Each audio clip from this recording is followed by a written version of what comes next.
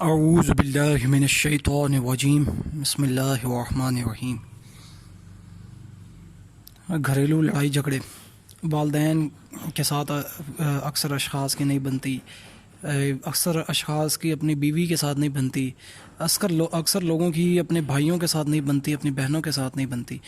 تو ان گھریلو ریلیشنز جن کے ساتھ لائف گزارنی ہوتی ہے، زندگی گزارنی ہوتی ہے، تو ان کے ساتھ اگر آپ کی چھوٹی چھوٹی بات کے اوپر لڑائی جھگڑے ہوتے ہیں تو اس کی ایک بہت اہم ضرورت ہے کہ آپ کو اس کا سولوشن جو ہے وہ جو ہے اس کو سولوشن نکال کر کے اس پہ عمل کرنا ہے اور اپنی زندگی کو ان لڑائی جھگڑوں سے پاک کرنا ہے۔ ورنہ آپ جانتے ہیں کہ ان لڑائی جھگڑوں کے کتنے ہی ایکسٹریم اس کے نقصان ہیں، کتنے ہی ایکسٹریم اس کا رزلٹ نکلتا ہے۔ آئے دن ہم خبروں میں سنتے ہیں کہ کوئی کسی شخص نے اپنے بھائی کو، سگے بھائی کو مار دیا، اللہ معاف فرمائے، کسی شخص نے اپنے والدین کو میں سے کسی کو اللہ معاف کرے قتل کر دیا، جنہوں نے اتنے اس کے اوپر احسانات کیے ہوتے ہیں۔ تو وہ کس وجہ سے کہ کیونکہ وہ انسان کا وہ جو اپنے آپ کے اوپر کنٹرول نہیں ہوتا، تو اور یہ غصے اور تیش کی وجہ سے، جس کی وجہ کیا بن رہی ہوتی ہے؟ جو گھریلو لڑائی جھگڑے۔ اسی طرح سے کوئی شخص نے اپنی بیوی کو مار دیا، کسی بیوی نے اپنے شوہر کو مار دیا، تو یہ اس طرح کے جو بڑے ہی سنگین جرم کا ارتکاب جو ہے، یہ بیہیویئر کیوں ڈیولپ ہوتا ہے؟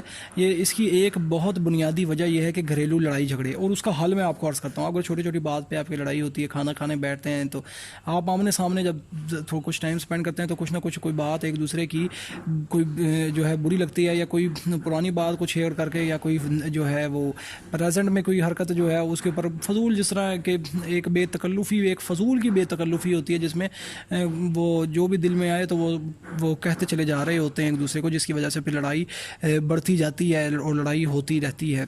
اور یہ اس کا اکثر جو ہے وہ پھر جب وہ تھوڑا وہ یہ ایک حد سے بڑھ جاتا ہے تو اس کا قتل و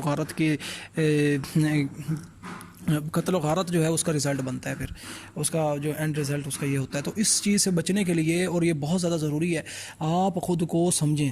جب آپ خود کو سمجھیں گے، اس لڑائی جھگڑے سے بچیں گے اور فضولیات سے بچیں گے، تو آپ کے ذہن میں بہت پروڈکٹیو خیالات پیدا ہوں گے۔ آپ کچھ اس پہ عمل کریں گے تو پروڈکٹیو آپ اپنی زندگی کو بہتر بناتے چلے جائیں گے۔ اور اس سے بچنے کا کیا طریقہ ہے؟ مثال کے طور پر گھر ہے، ایک ہی گھر میں سب رہتے ہیں اور آمنے سامنے ہیں، تو اس کا یہ طریقہ ہے سب سے پہلے کہ 5 وقت کی نماز جو ہے نا آپ مسجد میں جا کر پڑھیں۔ اس میں کیا ہوگا؟ آپ کا مائنڈ ایک ریلیکس ہوگا، آپ کو نئے آئیڈیاز آئیں گے، پازیٹیوٹی آئے گی، نیگیٹیوٹی جو ہے وہ ختم ہوگی، سکون آئے گا آپ کی زندگی میں، بہترین زندگی گزاریں گے۔ تو جب آپ گھر میں آئیں، آپ اگر مثال کے طور پہ اکٹھے بیٹھ کے کھانا کھاتے ہیں تو آپ کو پتہ ہے کہ کچھ نہ کچھ بات پہ لڑائی شروع ہو جاتی ہے، تو آپ یہ کوشش کریں کہ آپ الگ کھانا کھائیں۔ مطلب کہ جس طرح آپ جو ہے اس میں اپنے آپ کو ٹھیک کرنے لگ جائیں گے، تو آہستہ آہستہ آپ کے گھر والوں کی سراؤنڈنگز میں بھی اس کا افیکٹ ہونے لگ جائے گا۔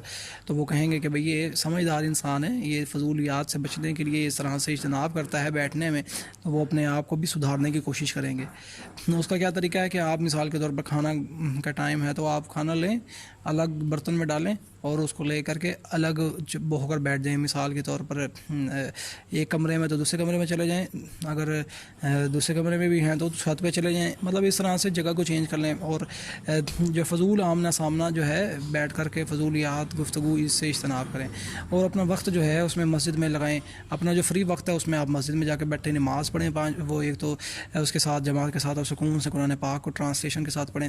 اب تو اسلام 360 جیسی اتنی بہترین اپلیکیشنز ہیں جس کے ذریعے سے قرآن پاک کا ترجمہ بہت آسانی کے ساتھ پڑھا اور سمجھا جا سکتا ہے۔ تو اس طرح کی جو ایکٹیویٹیز ہیں اس کے اوپر آئیں تو انشاءاللہ کی دنیا و آخرت بہتر ہوگی۔ اللہ تعالیٰ ہمیں دنیا و آخرت میں بہترین کامیابی اور خیر و بھلائی عطا فرمائے، اور اگر میں نے کچھ کہا تو اللہ تعالیٰ مجھے غلط کہا ہو تو مجھے اللہ تعالیٰ معاف فرمائے، اور ہمیں قرآن اور صحیح حدیث پہ عمل کرنے کی توفیق عطا فرمائے، صحیح عقیدہ، ایمان، عقل سلیم، عقل نافع عطا فرمائے، اور دنیا و آخرت خبر حشر میں بہترین خیر و بھلائی عطا فرمائے۔ آمین۔ اللہ حافظ۔